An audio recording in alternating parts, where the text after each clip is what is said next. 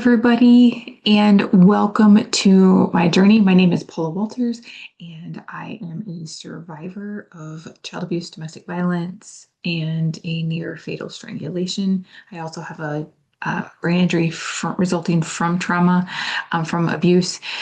And welcome to my podcast about my journey. And this episode is going to be when the labs match the lived experience. So, trauma hormones and my body telling the truth about my journey. So, why am I going to be sharing my labs? Basically, because these labs are not about a diagnosis, they're more about these patterns that my body is living in. And so, trauma doesn't just live in our memories like people think it does. It's like a memory thing. No, it actually rewires systems. And so, for years, systems were treated in silos, but now data shows the whole picture. And so I'm sharing my journey to help others say, I am not crazy. My body has adapted. There's this part that, people don't want to talk about the past. People don't want to talk about trauma. People don't want to talk about, what happened to them as children. And it does impact us. It very much impacts us. So I'm helping to share my story because I think that a lot of people got stuck in the medical systems like I did and got and either, have a lot of medical diagnosis or they have a lot of medications and stuff that are actually rooted in trauma. So actually, these labs haven't did not shock me at all. It actually they validate my experience, they validate what I've been thinking, they validate what my functional neurologist has told me, and it just makes me realize how broken our actual medical system is. I went to my PCP recently and talk to him about these labs. Like just because I haven't been there in a while, and if you don't go every so often, then they don't, you have to come back as a new patient. And so I was trying to make sure that I get to stay with him. And he didn't even know. So, like, there's this Dutch Plus panel that I had done, and I was talking about having this neural zoomer done, and like they have no idea what I'm talking about. He's never heard of those. And a lot of this stuff, he was like, I talked to him about my three brain systems not working together. So that's the gap. I do not understand the condition that people are in right now financially, why we are not letting insurance pay for these the like functional and holistic medicine providers who actually get results and get people better.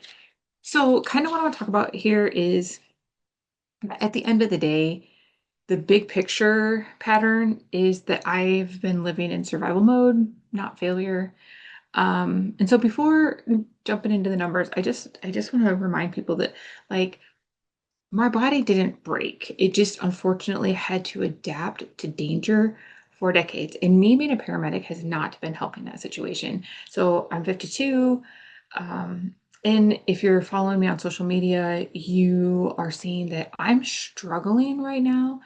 So in I think that I hold myself to a different standard because I know how sick I used to be and I know how good I can feel when I leave um, my functional neurologist. I feel so like I feel like I have a brain of like a 16 or 18-year-old again. Like I just am on point.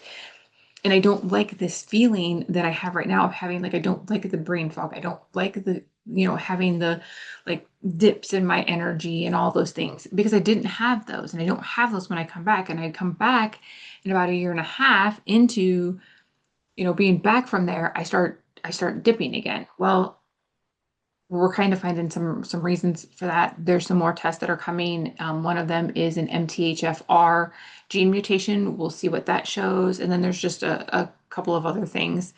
And I'll update you with those. But my Dutch test, which When you get the Dutch test, if you're watching me on YouTube or you're watching any of my, videos, um, you can see that like these give you actually like they look like little gas gauges on where you are compared. And then it also gives you actually, it kind of gives you where you are. And then on some other pages, it actually explains to you what's going on. So it's not just, hey, your lab is this, take this pill, which I absolutely love. So, from my Dutch test, here's my summary. Low sex hormones, dysregulated cortisol rhythm, low DHEA, and I have normal detox pathways, meaning like this isn't a detox failure, um, on my system. So, cortisol. Oh. Um, so I am having a lot of problems with sleeping right now, which is very abnormal for me. I've had it since about the first, somewhere in between Thanksgiving and like the first week of December of 2025 when I got sick. I transported a COVID patient and I got very sick. I did not test because it didn't matter. Um, but I was sick for about 10 days and I just have not really recovered. But like my days and nights are mixed up. Like I'm waking up at anywhere between 1 and 3. I normally wake up at 4, but like I'm just having some difficulty. I'm waking up a lot in the middle of the night, which these labs actually kind of explained that situation. And we're really watching some things and I'm really honing in on why that is happening. So we're fixing, and actually the last 2 nights I have been fairly good on my sleep and getting back to a little bit of a normal thing, which is why I love functional medicine again. It's not just take a pill. It's like, hey, let's find out why. Let's get the root.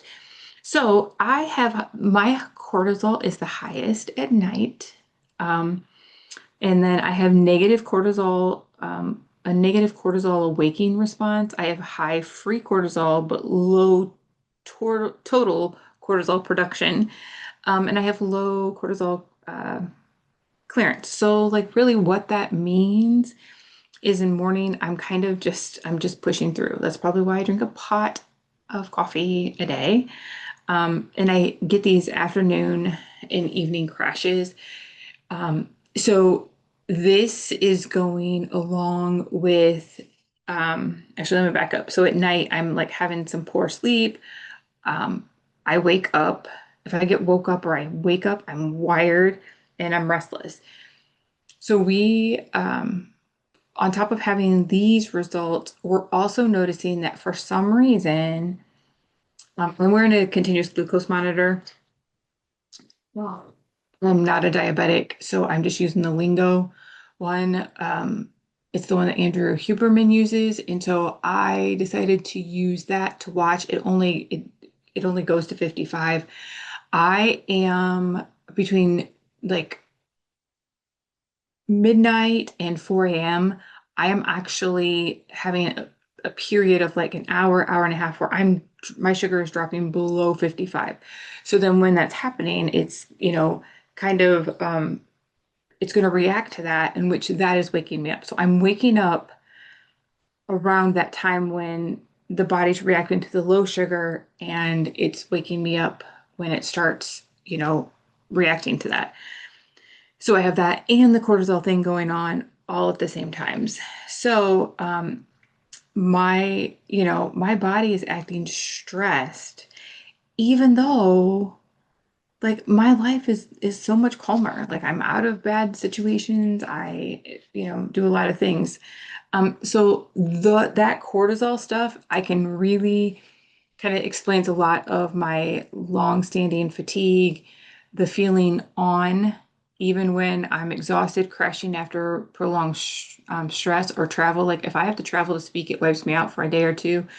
Me still feeling hypervigilant, which I don't normally feel, and then just the sleep, um, that sleep disruption. So really, my adrenals weren't being lazy; they were exhausted and overacted at the same time. So the DEH, the DHEA, and the androgens. So this is kind of like the loss of resilience fuel. So my total DHEA production is low.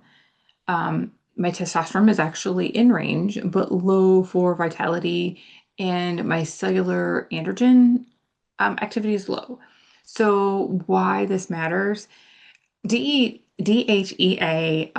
kind of supports tissue repair, immune resilience, emotional buffering, and motivation and drive, which have been some of those things that I've been having some struggle with. So when cortisol dominates and DHEA drops, the body shifts into a catabolic mode. So like a breakdown mode. So this looks like, for me, the symptoms are like feeling emotionally flat or depleted, harder time bouncing back after hard seasons, which is kind of where I'm in now, slower recovery from exertion, and reduced stress tolerance. I am feeling all of this right now, and I have for like the last month, month and a half. And so really, at the end of the day, this is what like decades of being strong looks like on paper. This is what it looks like on labs. And so there are things that people, just chalk up to like, oh, I've been super busy. I'm tired. There's a lot going on. Um, and we just blow it off. But so you can fix these things. My estrogen and progesterone, this was, so my safety hormones are low. I was kind of worried about this. I didn't know. So I have had a partial hysterectomy. I think they actually call it like a pubic. So or supra cervix. They left my ovaries and they just took my uterus. I had a lot of fibroids and heavy bleeding and all of that stuff, which now I know, looking back now, if I would have had the right doctors, I would have known that like that's part of the whole trauma thing and just everything that was going on with my body. But the way it was explained to me was that, well, since I still have my ovaries, that I will have no problems with my hormones. I have learned since that that is true. So I was kind of really wondering where this would land me. And so my progesterone is in a post-menopausal range. So, and then like a lot of my other labs are very low. And my detox and methylation pathways are actually working well. Um, so the good thing about this is that means that my body can detox hormones. I'm just not making much to begin with. So trauma, chronic stress, brain injury, they can all suppress hormone production at the hypothalamic level, which is kind of, where I've been living and what I've been doing. I mean, um, you know, as a paramedic, that's kind of what I do. So this really, uh, again, goes back to the sleep problem that I have. So symptoms that can explain these labs, sleep vulnerability, temperature regulation issues. So at work, I am always cold. I go into my little bedroom at work and I turn the heater on. I just cannot do well with my own temperature regulation, mood sensitivity, loss of physical sense of safety, and increased inflammation perception. So, again, this isn't a hormone failure, it's hormone conservation, which is very, just super difficult for me to navigate. So then when it comes to this invisible layer, so inflammation, repair, so core health labs, my HSCRP is elevated, my homocysteine was elevated, and then my ferritin was low normal, so not optimal for resilience. This was part of a different set of labs I had. This was not part of that Dutch test. Um, and so, like, really, this just kind of goes back to meaning that trauma plus brain injury results in chronic low-grade inflammation, which is what I'm really feeling in my head right now. I'm forgetful. Just, I just feel, like how you feel after you've had a hangover, um, or with a hangover, like that's how I feel. Like I just, ugh. Um, so it kind of also talks about like why my body feels so, like I feel like swollen, reactive. Like I don't feel bad per se. I am just not 100%.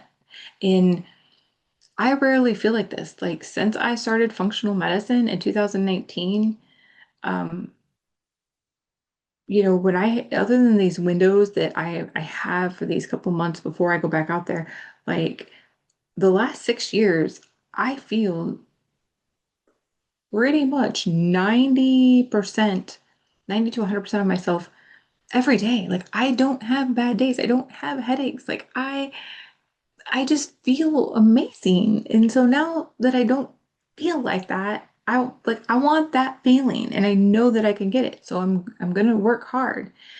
Um and so like healing, I like healing's just not about supplements right now. It's about like really going at it on a system level and fixing these systems and helping them and stuff like that.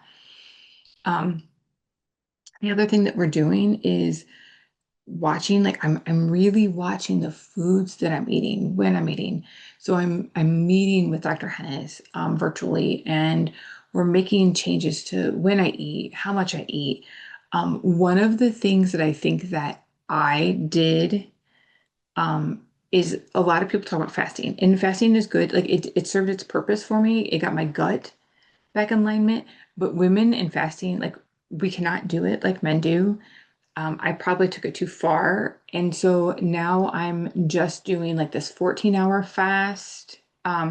So I'm eating a little bit earlier in the morning and I'm eating where I used to eat just twice a day. I'm eating 3 times a day, but I'm really watching what I'm eating. So I'm loading up on proteins and fats and just kind of laying low on the carbs. And I have virtually cut added sugars and sugars out of um, my diet. I try very hard right now not to eat anything that is, that comes from a box, a bag, a bottle, a can. If it's not fresh or frozen, I only buy my meat from local butchers or local farmers. I'm just being very picky about the things that I put into my body right now. I do have that broken blood-brain barrier that does play an impact of the stuff, the additives, and all that other crap. Um, so the interesting part about this is, from 2006 to 2019, I got all of these medical diagnoses and I got all these medications and people were not listening to me. They were not listening to my body. And at the end of the day, my symptoms are communication. Like it was trying to tell me. And so trauma informed care must um, include physiology and it must like include what has happened, what's in your past. You cannot mind set your way out of a dysregulated nervous system. Um, I think that saying that a lot of us say is it is what it is. If I don't think about it, it's not going to bother me. Oh, it's in the past, it doesn't matter. Like all of that stuff doesn't, no. It will show up. It will show up as chronic illness of some type down the road. Failed relationships, just all of that stuff. And healing isn't linear. It is measurable. And you know, I'm in a little lull right now. Like I got sick. Uh, have the high inflammation. We know it. Another interesting side note is when I was at that primary care the other day, again, he tried to bring MS back on the table. I am doing that neural zoomer that is at the lab right now, should be coming back. And that will, again, on top of my two negative spinal taps, show that I do not have MS. They just correlate brain inflammation to MS. It's very frustrating. And at the end of the day, if this is why I love functional medicine so much, is because my body, if you would listen to it and stop trying to medicate it, my body was telling the truth long before anybody was listening. And now we just have these labs that actually agree and say, her symptoms in her body are telling you the story that the trauma does matter. I love learning. I love listening to um, different podcasters and researchers in the holistic functional science world. And I love listening to people like Gary Brecka, who will say, when someone tells you that you have genetic hypertension, please ask them what gene it is.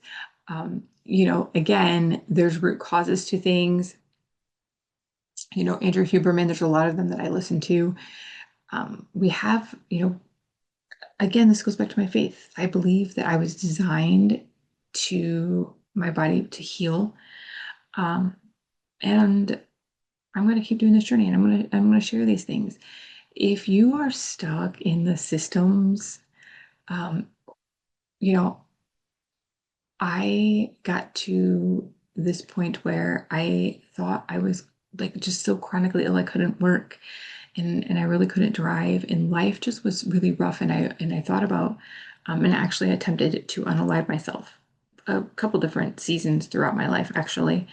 And now I am so thankful that you know whatever you believe in was watching over me. I personally think it was my relationship with God and the prayers of my grandmother over me.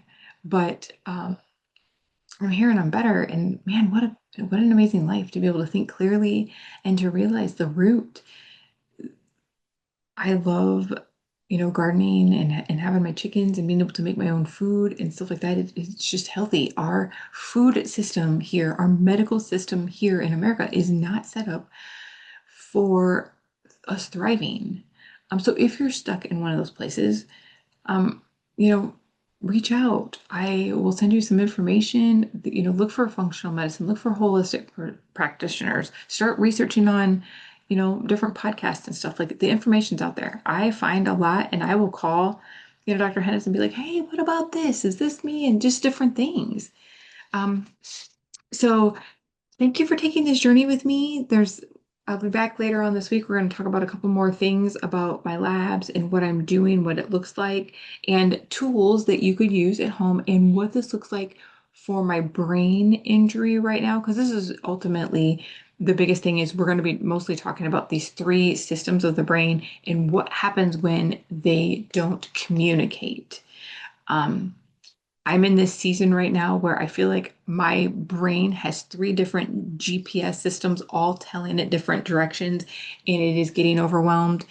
And it's just kind of going all over the place trying to figure out which thing to listen to. So we'll be talking about that.